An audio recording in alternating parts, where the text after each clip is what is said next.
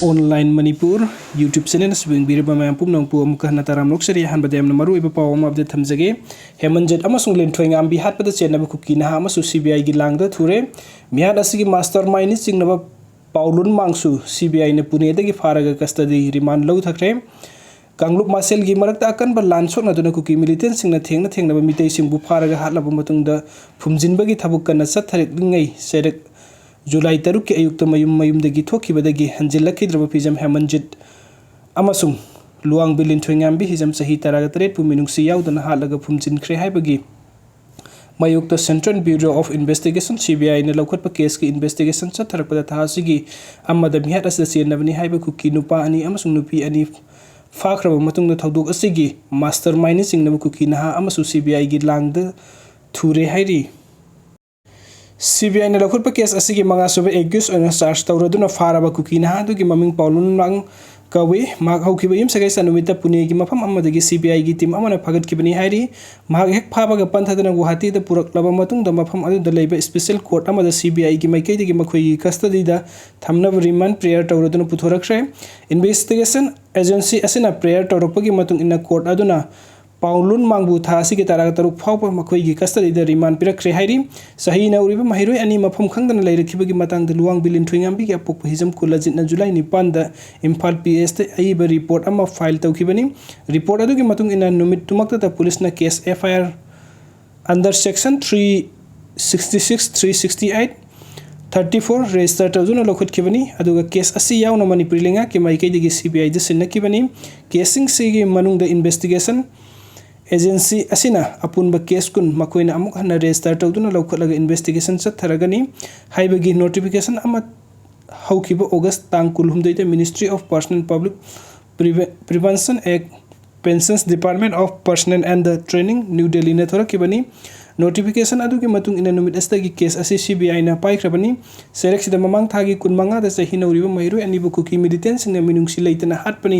haibagi photo sing viral oirpadagi Manipur lengak na mari leinaba ministry da haijakibagi matung ina panthadana CBI gi makok thongbo official sing Manipur da lakhibaga loinana mamang thagi amada mihat asta chenabani haiba nupa ani amasung nupi ani faraga khudakta Imphal airport gi Guwahati tamna pukhibani ahanbagi oina phagat khibasingduna Pangmilun haukip malsom haukip amasung nupi ani duna lingnai chong baite Kuki amasung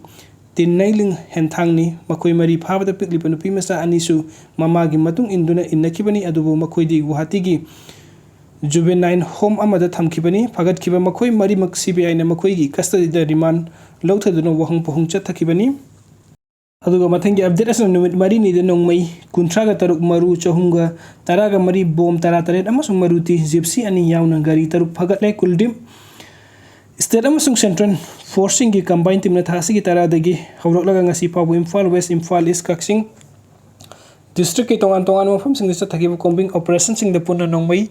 kunthraga taruk maru chahumga taraga mari bom taraga taret maruti gypsy ani yauna gari taruk phagat le haina security advisor Kuldip Singha na phongdokre ngasi nungtin pung manga tarak padagi chief minister gi darbar hold pangto ki pau gi pham da wafam sing asi magna phongdok bani thasi gi taragi ayu pung mari gi makhai combined team Churasanpur district ki manung chalabasu Moirang PS na korliba khausa bungdagi country mate Pompi ani phagat ki thasi ki taraga mathoidan ayu pung manga dagi pung taret ka minute ni pung manga fawa Kaksing district police na khoidumpat area da thi humbagi thabuk chathabada khaw amada hablaga thamlamba carbine ani magazine ama amasung hand grenade ama funky hari numero da Imphal West district ki police UG group amagi ningombam khelen chahi kunnipan apokpa en inaubi pukhaw khewa phurju awang leikai stegi laisram bedan elis rajo chahi kunmanga apokpa leikidraba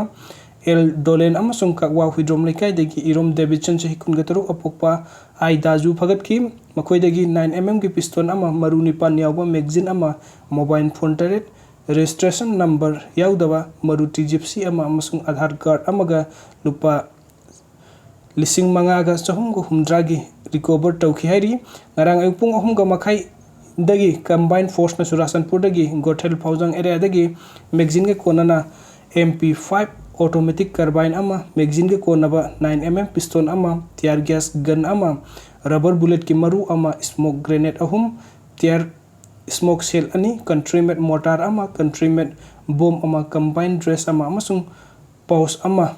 phagalakhi hairi aduga mathangi update asana helicopter satkiba police sing more da kuki Nupisingn na thatlure Tengnoupal district police ki makhada more posting de leiba additional SPLO oinam Sukumar na lusingbu police team amanga sinungtin helicopter na more tamna satkhrabasu helipad tagi more PS tamna lakpagi lambida kondang lairumbi mana ki Sikkim village ta masing yamlabu kuki Nupisingn na thatuna thamlure hairi officer asana lusingbu police team adu more ki AR gi KLP kem de leiba helipad ta thungkibani aduga more PS tamna lakpagi lambida makoi bathatuna thamkibani hairi adum oinamuk nakal ani gi marakta condition khar yanaba purakpadagi police team adu numdang weram more PS tamna sangsinki hairi aduga mathangi update asana security force laina kala pahar da lehauba aigi dukan kuki singna phamjin khre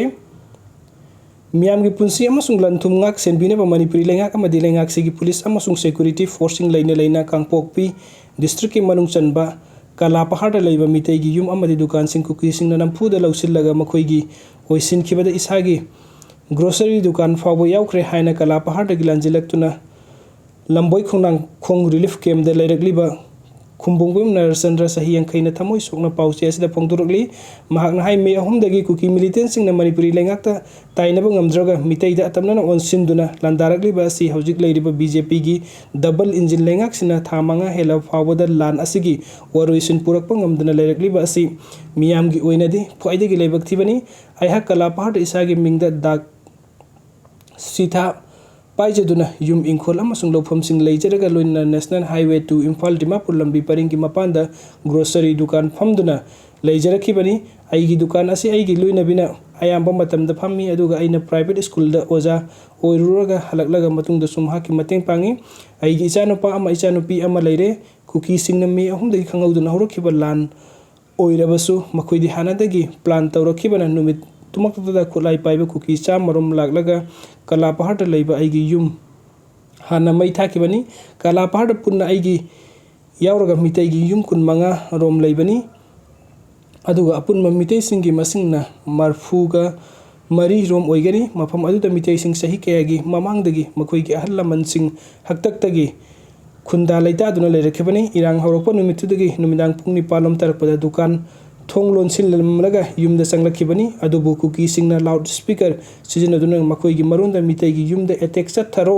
haina law khongba tawraki wafam asimak loudspeaker da lawrukpadagi mafam adu da leiramba mitei sing lanjenaba hauki aidi numdangi pung taraga mathoiram tarakpa adwaida aigi thangnana leiba thongal nagagi khul amada chensinduna changjafam lawki nongalaga ikoi kangpokpigi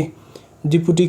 Commissioner Amasung Police ki SP da pau piraba matungda police na Assam Rifles ka loinana laklaga ikoibu lautok pikibani Assam Rifles na ikoibu memory ki numidang pung taramathoi makhairom tarakpada Senapati district ki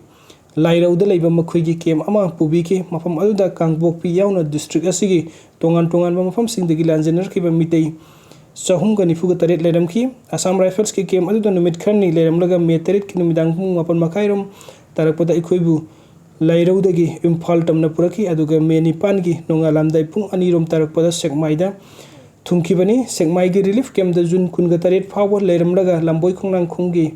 relief camp asida makatana leirakibani magna hai kalapahar da lehauba aigi pochai sing adu punna lupa lakh humdra romgi oigani madugi manungda sel oina lupa lakh ani makhai sana tola mari amadi phau sing yauri adubu aigi yum aduda kuki singna mai thadokraba matungda sambal khajinduna thamkhre haiba tare adubu aina khwaidagi thamoi sokna nungaitabadi lambi mapanda phamjaba aigi dukan adu semi pakagi mathak makha saba dukan plot ni dukan adu kuki singna sangsilaga hojik phamduna leire haibasini leiriba lenga police amadi security force singna karimata athingba pidana aigi dukan adu kuki singna matau karamna phamalibano haina su hang